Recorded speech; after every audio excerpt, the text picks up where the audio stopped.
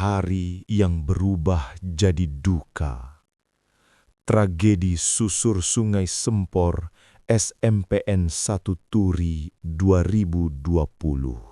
Kisah ini berdasarkan peristiwa nyata, disampaikan sebagai bentuk penghormatan, pengingat, dan pembelajaran, bukan untuk sensasi atau hiburan semata. Siang itu, Sungai Sempor terlihat tenang. Airnya jernih, arusnya pelan, dan langit tampak bersahabat. Tidak ada tanda bahaya. Tidak ada hujan deras. Tidak ada peringatan bahwa dalam hitungan menit, aliran air itu akan berubah menjadi arus maut. Yang tersisa kemudian bukan lagi tawa anak-anak, melainkan duka yang menyelimuti seluruh negeri. Selamat datang di Kisah Senyap Nusantara. Pada video kali ini, kita akan membahas sebuah tragedi nyata yang mengguncang Indonesia pada tahun 2020. Peristiwa susur sungai yang berakhir duka di Sungai Sempor, Yogyakarta. Sebelum melanjutkan, mari kita tundukkan kepala sejenak dan bersholawat, memohonkan rahmat bagi para korban, serta ketabahan bagi keluarga yang ditinggalkan. Kisah ini tidak disampaikan untuk menakut-nakuti, melainkan sebagai pengingat bahwa alam memiliki kuasa yang sering kita remehkan. Dukung channel Kisah Senyap Nusantara dengan like, komentar, dan subscribe agar kisah-kisah penting seperti ini terus diingat dan menjadi pelajaran bersama. Tak ada hujan, tak ada awan gelap, hanya sungai tenang yang menipu semua orang. Siang itu, Sungai Sempor terlihat bersahabat. Airnya mengalir pelan, jernih, dan tidak menunjukkan tanda-tanda bahaya. Di tepian sungai, sekelompok siswa SMPN 1 Turi menjalani kegiatan kepramukaan. Susur sungai yang selama ini dikenal sebagai latihan kebersamaan dan ketangguhan. Tawa terdengar, langkah-langkah kecil menapak batu, instruksi diberikan dengan tenang. Tidak ada kepanikan, tidak ada rasa curiga. Cuaca cerah, matahari cukup terang, tidak turun hujan di sekitar lokasi. Sungai tampak dangkal di beberapa bagian, membuat banyak orang merasa aman. Para siswa berjalan beriringan, saling berpegangan, mengikuti arahan pendamping. Semua tampak terkendali, seolah alam sedang berpihak. Namun, yang tidak diketahui rombongan adalah apa yang terjadi jauh di hulu. Di tempat yang tak terlihat dari lokasi kegiatan, hujan deras telah turun cukup lama. Air mengumpul, mencari jalan, membawa debit besar yang bergerak cepat menuju hilir. Sungai yang tampak tenang itu sedang menyimpan tenaga, menunggu waktu untuk dilepaskan. Beberapa menit berlalu, tanpa peringatan, tanpa suara gemuruh dari kejauhan. Permukaan air mulai berubah. Arus yang semula jinak terasa lebih kuat. Batu-batu di dasar sungai mulai licin. Ketinggian air naik perlahan, nyaris tak disadari. Sebagian siswa masih melangkah, mengira perubahan itu wajar. Lalu, segalanya terjadi terlalu cepat. Arus mendadak menguat. Air keruh datang dari arah hulu. Pegangan mulai goyah. Instruksi berubah menjadi teriakan. Suasana yang tadinya penuh tawa berganti tegang dalam hitungan detik. Sungai Sempor tidak lagi terlihat ramah. Ia berubah menjadi jalur yang sulit dikendalikan. Di titik itulah, waktu seakan berhenti. Karena tidak semua orang menyadari bahaya, sampai bahaya itu berada tepat di depan mata. Dan saat air bergerak lebih cepat dari langkah manusia, tak semua bisa kembali. Air itu tidak naik perlahan. Ia datang berlari. Perubahan terjadi dalam hitungan detik. Arus yang semula bisa dilawan mendadak menjadi dorongan kuat yang menarik kaki dari pijakan. Air keruh menyapu dari arah hulu, membawa ranting, daun, dan lumpur. Suara aliran berubah lebih berat, lebih keras, lebih menekan. Sungai Sempor yang tadinya tenang, kini bergerak tanpa kompromi. Instruksi terdengar bersahutan, namun suara air menelan kata-kata.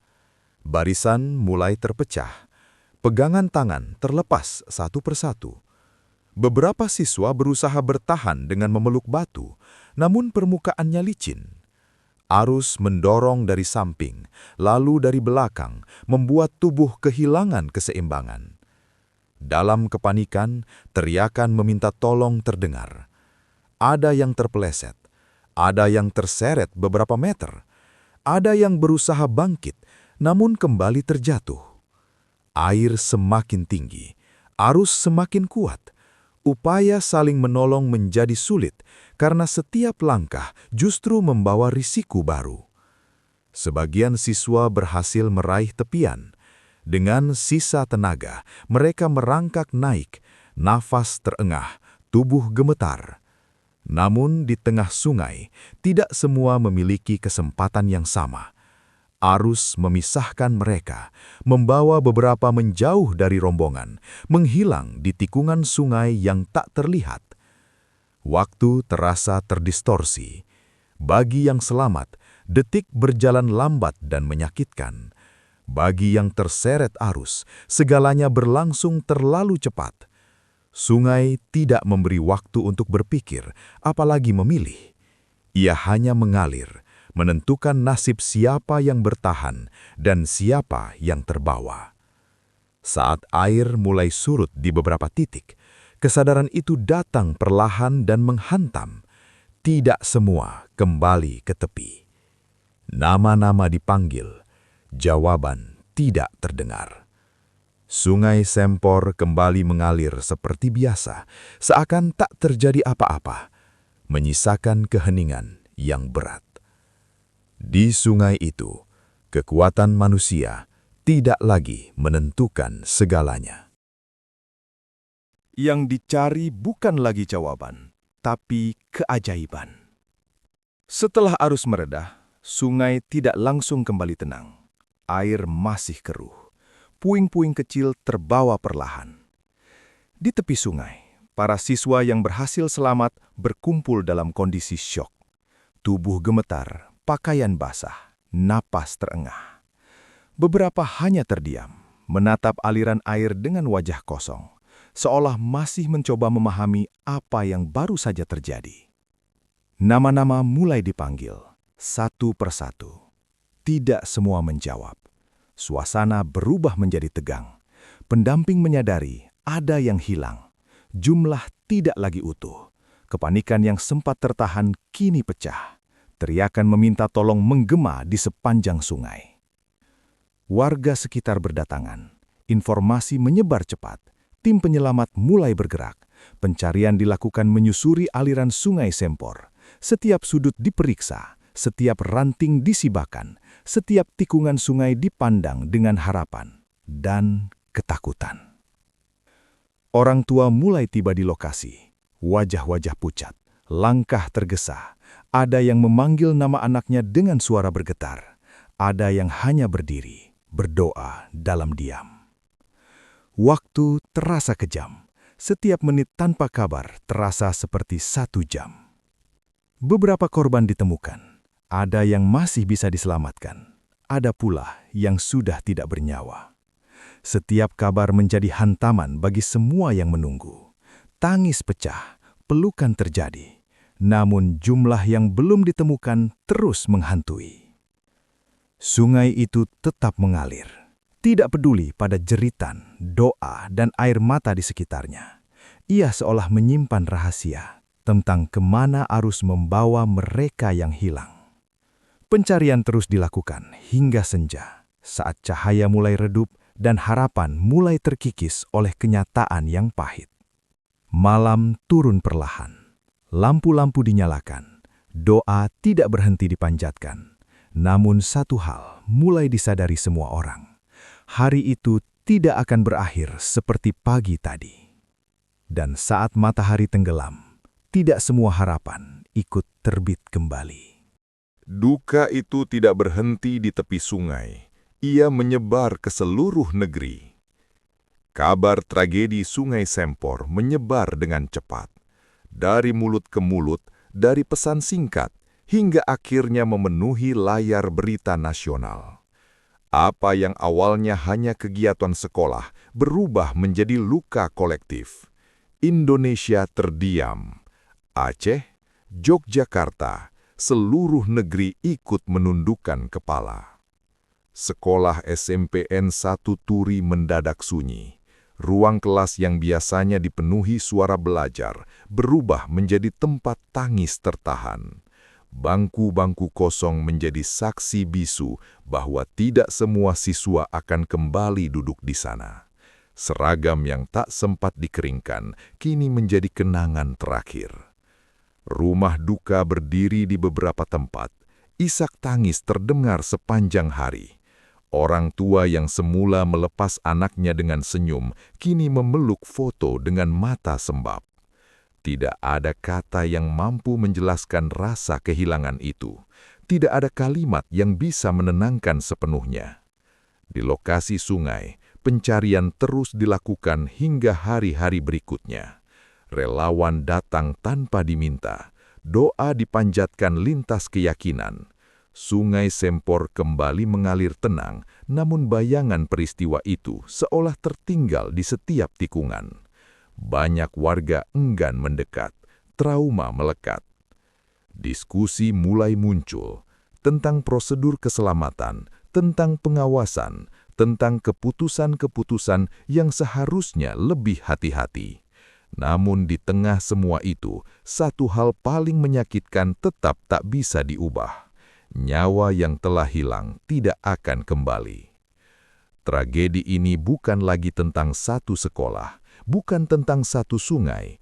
Ia menjadi pengingat keras bahwa kelalaian sekecil apapun bisa berujung pada kehilangan terbesar, dan bahwa alam, meski terlihat tenang, selalu harus dihormati. Karena setelah duka menyebar, yang tersisa hanyalah penyesalan dan pelajaran.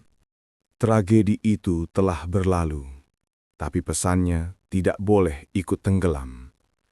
Hari-hari berlalu setelah pencarian dinyatakan selesai. Sungai Sempor kembali mengalir seperti biasa, seolah ingin menutupi jejak tragedi yang pernah terjadi. Namun, bagi mereka yang kehilangan, waktu tidak pernah benar-benar bergerak maju. Setiap suara air mengingatkan. Setiap berita tentang hujan membuat dada sesak. Nama-nama para korban dikenang, bukan sebagai angka, bukan sebagai statistik, melainkan sebagai anak-anak yang memiliki mimpi, tawa, dan masa depan. Tragedi ini meninggalkan luka mendalam, sekaligus pertanyaan yang tidak mudah dijawab, tentang kesiapan, tentang tanggung jawab, tentang keputusan yang diambil dalam hitungan menit. Dari peristiwa ini, kesadaran mulai tumbuh. Prosedur keselamatan dievaluasi. Aktivitas alam bebas mulai ditinjau ulang. Peringatan tentang bahaya sungai kembali digaungkan. Semua itu penting, namun terasa terlambat bagi mereka yang telah pergi. Sungai mengajarkan pelajaran paling keras. Alam tidak pernah bisa diprediksi sepenuhnya. Ketika manusia lengah, konsekuensinya bisa fatal. Tragedi Sempor menjadi pengingat bahwa kewaspadaan bukan pilihan, melainkan keharusan. Namun, di balik duka, ada tekad agar kejadian serupa tidak terulang, agar kehilangan ini tidak sia-sia, agar setiap kegiatan di alam dilakukan dengan tanggung jawab penuh, agar keselamatan anak-anak menjadi prioritas utama, bukan formalitas. Tragedi ini bukan untuk ditakuti, melainkan diingat, bukan untuk disensasikan, melainkan dipelajari, karena pelajaran paling berharga seringkali datang dengan harga yang tidak seharusnya dibayar. Dan dari sungai yang tenang itu, lahir peringatan yang tidak boleh dilupakan. Tragedi susur Sungai Sempor bukan sekadar cerita tentang sebuah kejadian, melainkan pengingat yang dalam tentang betapa rapuhnya manusia di hadapan alam.